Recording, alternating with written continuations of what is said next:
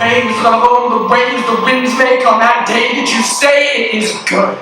And no depraved gaze praising your spirit's conversation with the creation you made. I can hardly see it. Even my imagination waves against the death that deteriorates my faith, but before a glass, darkly behind these gates, man walked hand in hand with his God, face to face. And my no day. Let us make man in our image, dust in the clay, bestowing dignity to humanity, the potter crafted and shaped, and you breathe life into him. So the whirlwind. In the beginning God spoke, the heavens were made, and all their hosts by the breath of his mouth. And the details of speculation, but I picture your creation of man as glory that that heavenly host sung about. His chest rises and falls beneath this cosmic anticipation, waiting to see him open his eyes for the first time. His eyes open and close, and if there was an expectation, it was exceeded in pupils, finally dilating in fire. God holding out his hand in a posture that hasn't changed, just like his plan hasn't changed since day one. And I like to think that they dance to the glory of his name, 3 in 1, as the breath in man's lungs, perfect. And God put in the work and work. And if only work were the work of the Father. A cultivator in the vein of his creator, tended to the garden, invited to enjoy it all, save one thing. And that's freedom, man. Unparalleled pleasures just stay within boundaries. Just do not go near that tree. Its fruit is divisive. Its knowledge unseen, but not something that you need. It's what you need.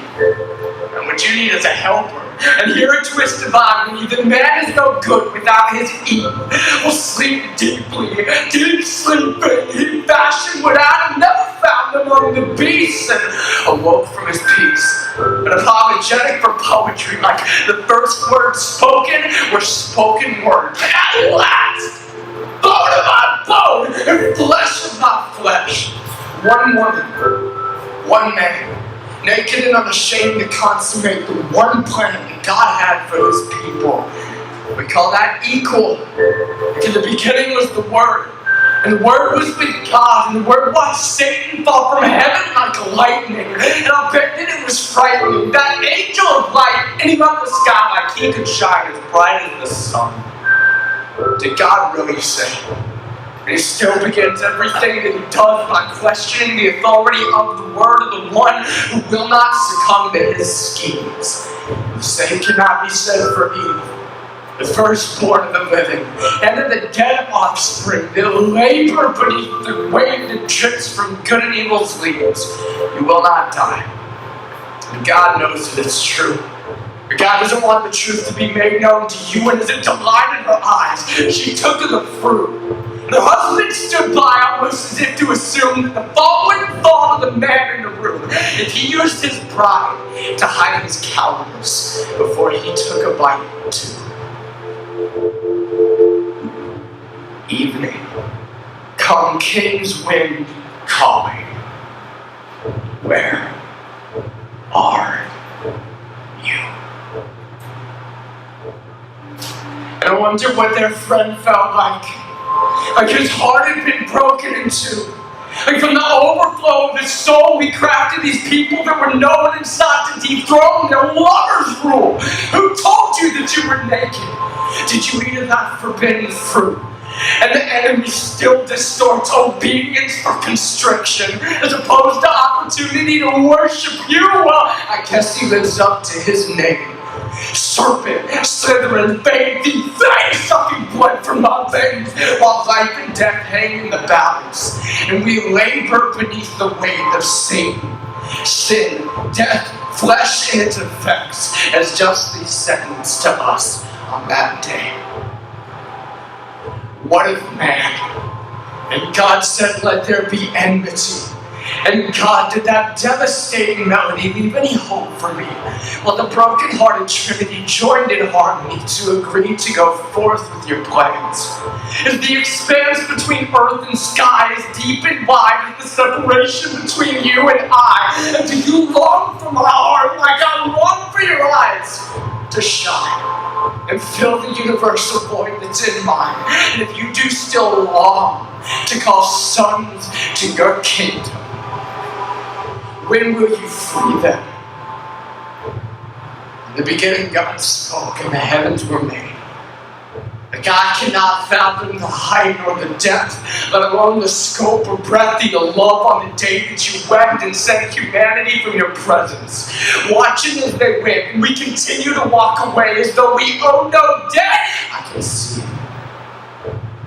In the beginning, God spoke. So was there no hope left? We all lay down and died the way we made our beds in the beginning. God spoke, so is there no hope left? Well, devil, you will bruise his heel, and he will crush your head. Thank you.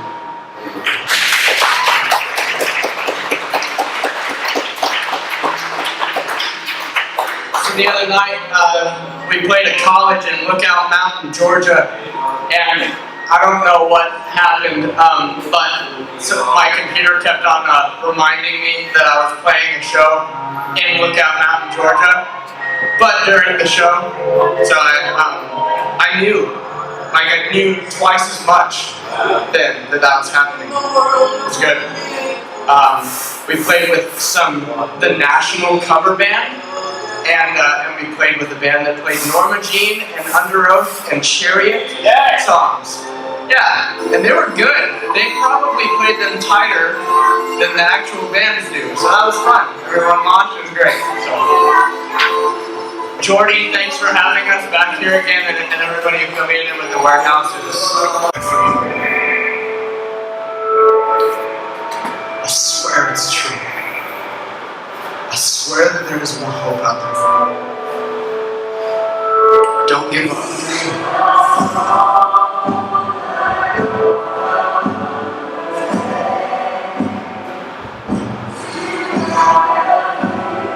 Be still my soul.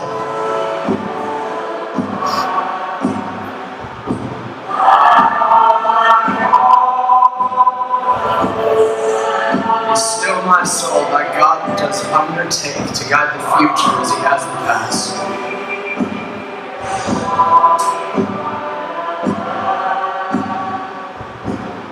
I hope thy confidence let nothing shake, while now mysterious shall be bright at last.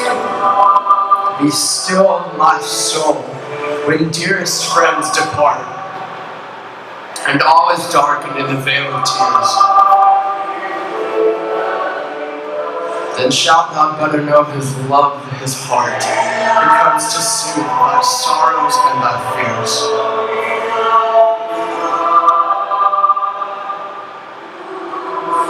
Then shalt thou better know his love, his heart, who comes to soothe thy sorrows and thy fears.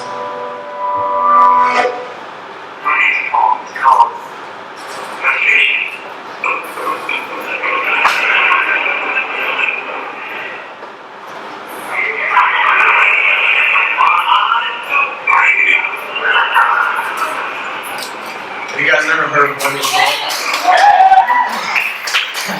Because I put this video together thinking like, man, this is going to be hilarious. And then I played it for high school kids that don't know what it is. And I'm only 24 and I shouldn't feel that old yet. You know what I mean? Topanga, man.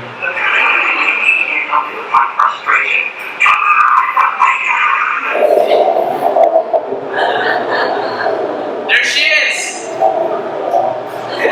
The love of so many young men's lives. My sister bought me all of the seasons of Boy Meets World this last Christmas. We have marathons. It's amazing. This next poem is called Dear Pianist. It's not about Topanga, but it could be.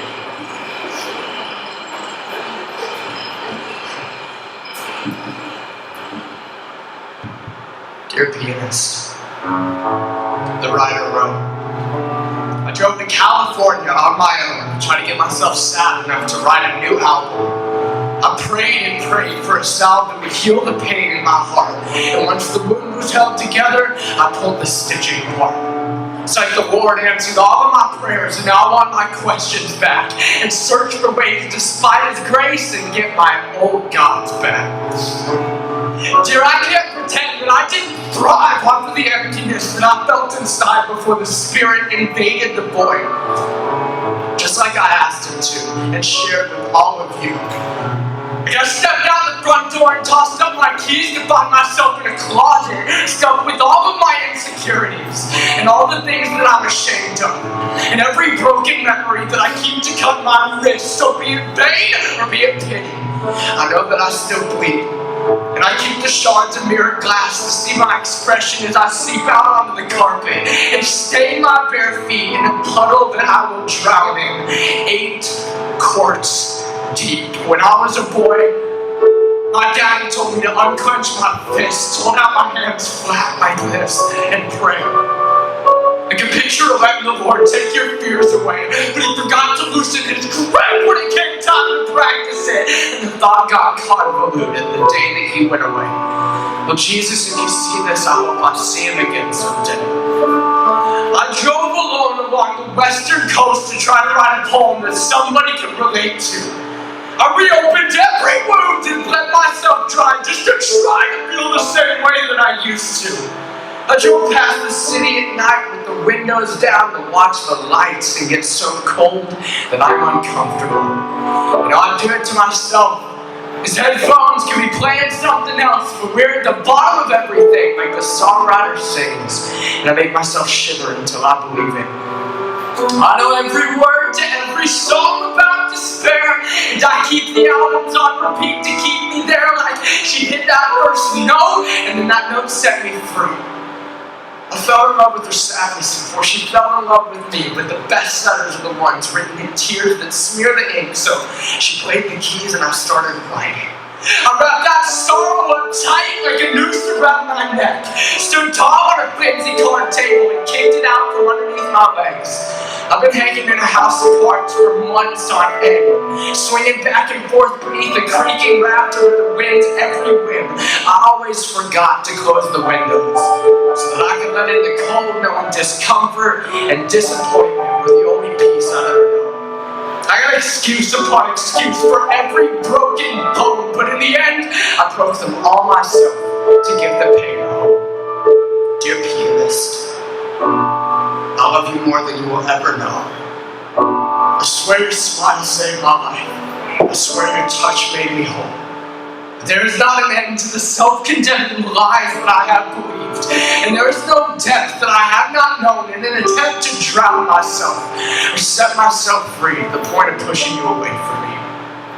I drove the country on my own in an attempt to break my heart. And I opened my heart to every fleeting hope in an attempt to fall apart. She said, we fall apart and into our gods. And God meets us where we are.